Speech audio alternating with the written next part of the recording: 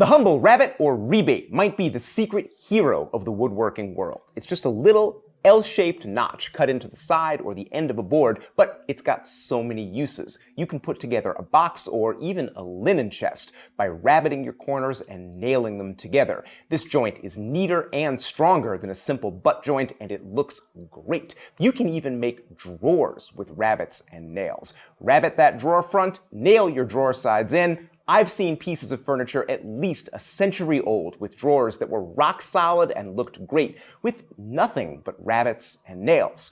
So with a joint like this that's got a number of uses and is easy to make, what's there to wonder about? Well, there is some disagreement about how to cut the joint. For instance, this is called a Rabbet Plane. Seems simple, but there are dozens of books and articles telling you that you do not cut rabbets with a Rabbet Plane. How could you? This thing's got no fence, no depth stop, nothing to regulate the cut. How could you keep it in the joint?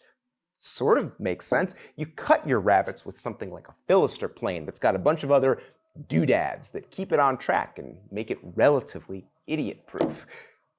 But this whole idea has never really sat well with me. I mean, for God's sakes, it's called a Rabbet Plane. Call me crazy, but I think the names of tools generally tell us what those tools are for. For instance, my mortise chisel literally only cuts mortises. And my tenon saw cuts a lot of things, but it sure cuts a lot of tenons. But people will tell you all day long that you do not cut rabbets with a Rabbet Plane. You cut the joint with another tool, and then the Rabbet Plane is for cleaning up and trimming those joints. And for years, I believed this, but I don't believe it anymore. I've done a lot of research on this, and I figured out that you can cut all of your rabbets with a simple, inexpensive plane just like this one. And your rabbets can be super accurate, even without a fence or a depth stop, a nicker, any of those accessories you see on a more complicated tool. I can teach you to do all of it with just this tool in about 10 minutes. Let's get started. First, you'll need a tool, and I do recommend a skewed iron, very useful for cross-grain work. Good news, high-quality Rabbet Planes like these are cheap and plentiful. You can find them screwed to the wall of tacky restaurants all across this great nation of ours. Now, once you have one of these planes, the biggest problem is likely to be the sole. It's going to be uneven and have rounded corners from years of use or, knocking around a flea market vendor's stall. And what you want to do is joint that sole very lightly, the least amount that you can get away with. So I'm just going to use my number 5 here. I have it dialed in for a super light cut, and keep cutting until I take a nice consistent shaving all across. And what I'm looking for is a nice straight, even sole and very crisp corners. They should come to a nice sharp 90 degree. You'll see why that's important a little later in the video. Now, when you're jointing your plane, it's essential that the plane, of course, start out nice and straight. Most of them are because they were made from good beech, but you also want the sole of the plane to be square to the inside face. So right here where the chip ejection is, this is the outside face of the plane. This face is the inside. And I'm going to register my square against that inside face and just check to make sure I have jointed that sole nice and square, and I have. It's ready to go. Now, I also want to set my iron up. A light cut is pretty good to get started, and I've got that. And adjusting these planes is quite simple. You can back the iron off by tapping the back of it. You can advance the iron just by tapping it a little bit, and that's fine. You can feel with your thumb. A little too much iron. Let's pull that back. That feels about right, just a whisper of blade. And then, to cut a rabbet successfully, you also need the iron on that inside face to be sticking out just a little bit. That keeps you from getting those little stair steps you sometimes get in rabbet joints, and it's an essential part of the setup. To make sure your iron is sticking out the right amount, just take a little metal ruler or a square, run it along the side of your plane, and make sure that it actually hits that blade just a tiny bit. As long as it's touching just a little bit, it's sticking out enough. You can do all your setup with a hammer. It's really easy, and of course, when you're done, tighten up that wedge, and tightening the wedge will advance the blade a little bit. That's usually a good thing. Now, I'd like to make a really accurate rabbet with this unregistered, unfenced plane. I'd like it to be 3/8 of an inch wide. So let me start off by measuring that on my board. Right there. So now I have a line of reference, and what I'm going to do is actually make a fence for this plane with my hand. It's really simple. You take your left hand, assuming that you're right-handed, and there's plenty of space ahead of the mouth here to put all 4 of your fingers. And these fingers are going to be my fence. I'm going to grip the plane like this, nice and tight, and my fingertips are going to ride along the edge of the board and allow me to take a really accurate cut. So I've got that little 3/8 line. I'm just going to put the plane right on it. I'm going to get my fingers right up against the surface of that wood. I'm going to grip the plane firmly and then start pushing forward. And I don't have enough iron. Happens all the time. So let's do a tiny bit more. Check to make sure that it's square. Nice thing about rabbet planes is typically once you have them set up, they'll stay set up for the whole day. I don't generally change the setting, and I don't generally change the amount of iron that I have coming out.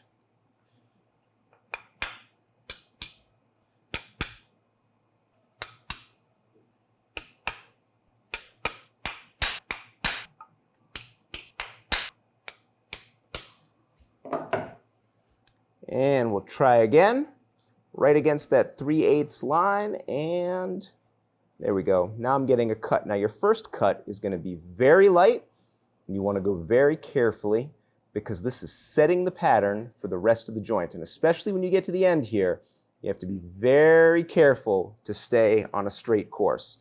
And it's those first couple of passes that are tricky.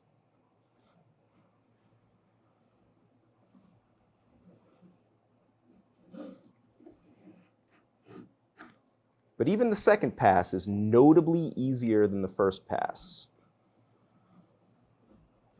The plane is already tending to stay straight and already starting to form a rabbet.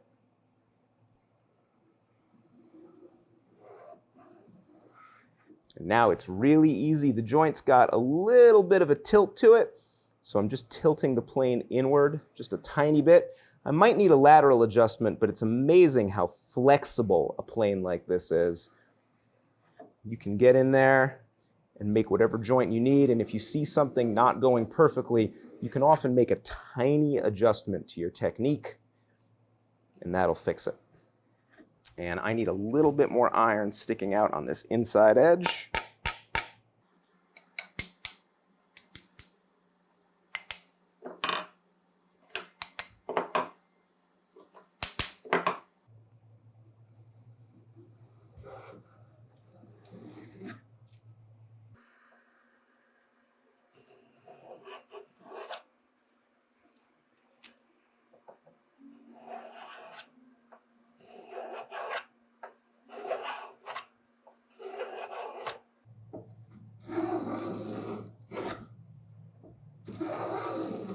And now it's become extremely easy. I have a very well-defined inside wall, and the plane is riding right against that, and I can start moving really fast and cut that joint down to whatever depth I want very quickly. And you can see as the joint is coming together, it's nice and crisp. I have a few tiny little shavings on this top edge, but nothing that's going to be a problem. I can just pull them off with my fingers. The joint is crisp, it's 90 degrees, and it's down to the depth I want. Of course, depth is another question. Without a depth stop, how do you make sure you stop at the right place? And it's obvious. You just take a marking gauge and strike a depth line on your work. Keep planing until you get down to the depth line, and then stop.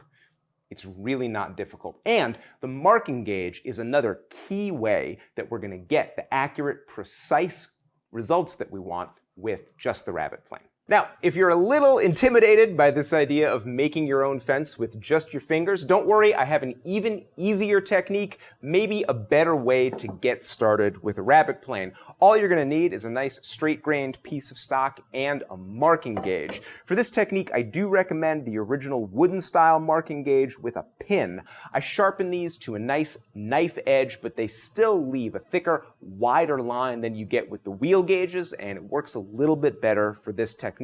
What I'd like to do is make a 3/8 inch square rabbet in the edge of this board. So 3/8 wide and 3/8 deep. And I'm going to lay that out with my marking gauge. So I like to do my layout against my planing stop. This planing stop is available at compassrosetools.com, and it's the least expensive toothed steel planing stop on the market. Go check it out. And I'm going to lay out the top of this joint with several passes, making sure I end up with a nice deep line. Then, let's see, I'll do it this way.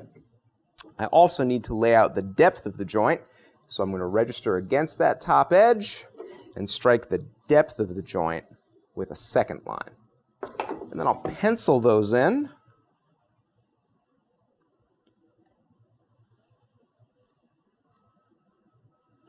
And give you a nice close look. So we're going to be removing the material in between these two lines, and the lines are going to help us to get started. The technique here is really simple, and it's the real reason that we jointed the plane so carefully. We need a nice crisp corner down on this inside edge, because what I'm actually going to do is lean that corner right into my gauge line and start planing. And this is easier than the freehand technique, even more predictable.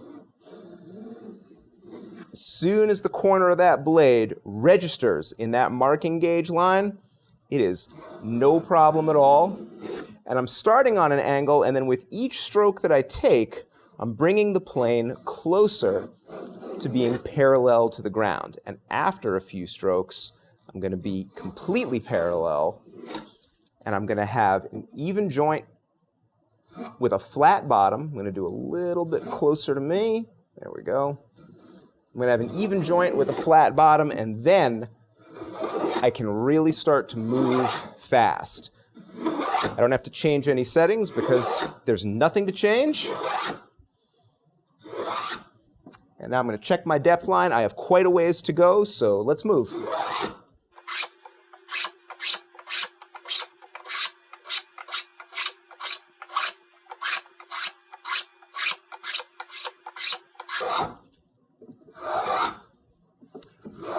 Right at the end here, I'm carefully watching my depth line, making sure I'm close on both ends and in the middle, and that's actually it. A couple of stray hairs, take my work out of the vise, and you can see I have a crisp, even rabbet, even depth. I have a tiny bit of a layout line right there I need to take care of, but this is a good joint, ready for casework, ready for anything. At this point, I've probably convinced you that it's possible to cut rabbets this way with a plain rabbet plane and a couple of freehand techniques. But you might be wondering, okay, why should I cut rabbets this way? Shouldn't I just get a Philister plane, something that I can set up and rely on? And the answer is maybe. So Stanley metallic planes like this 78 right here are excellent. I love these tools, but they're often found incomplete, and you can waste a lot of time hunting around for the fence and the depth stop and that one little screw that you can't get. It's a pain. What I really prefer are these wooden planes like this one by the ECE company. This is a fantastic little Philister plane, and it only cost $100. But it did cost $100, which is sort of a lot of money. You can buy a rabbet plane, a nice skew mouth rabbet plane like this one for $10 all day long. This one came from an antique store. It was $10. I could go back to that same store and buy another one for a few bucks. They have a bunch. These are cheap and plentiful. And the other important part about learning to rabbet this way with a rabbet plane is the incredible flexibility and speed that's possible. You have to develop some skills, because when you use a Philister plane like one of these, you're basically outsourcing your skills to all the doodads. You set everything up very carefully with a combination square and make sure it's perfect, and then you just kind of plane on autopilot. Well, with a rabbet plane and a line from a marking gauge or something like that, you have to pay more attention. You have to make more decisions. You might have to do a little bit more planing close to you to get down to depth. You might notice that your rabbet is tilting out of square a little bit. Well, you've got to fix that. This is a way to build your skills. And once you do build those skills, your speed and fluency in the shop can get so much better. I'm just learning these techniques myself, but I expect to get super quick with this stuff. And there are a million applications in the shop once you are fast and free with a Rabbet Plane. One of the big inspirations for this video was Matthew Bickford and his book Moldings in Practice. Maybe not the most exciting title ever for a book, but an amazing book that takes you all the way through the ways that you can make traditional period moldings with molding planes and a Rabbet Plane. The trick is you take away most of the material with the Rabbet Plane and just do the final shaping with the molding plane. That means you're sharpening those planes infrequently and only using them a little bit. That approach is only possible with this freehand technique, where you can remove a lot of material in between a couple of gauge lines very quickly, shift to different widths, different depths, and save the wear and tear on your fancier tools. It's a great way to work. Now, if you'd like some projects where you can practice your rabbeting, I highly recommend our No Glue Wall Box. It's a simple project using a nailed rabbet joint. Even if you're a beginner, it's a great choice. You also might try our 6-board linen chest, a traditional, beautiful project that still uses that simple nailed rabbet, but will last you for 100 years, and you can make it out of stuff you find just down at the big box store. You might also try out our nailed furniture bundle. It's got that linen chest, plus 3 more nailed furniture plans, plus a marking gauge that you can make yourself in the shop, and you save a lot of money when you get all that stuff bundled together. We'll link to everything down in the description. Patreon.com/Rex Krueger. Get all those plans I was talking about for free, plus a ton of other rewards, and it's only my patrons who make this stuff possible. We appreciate them so much, and we also appreciate our viewers. Thanks for watching.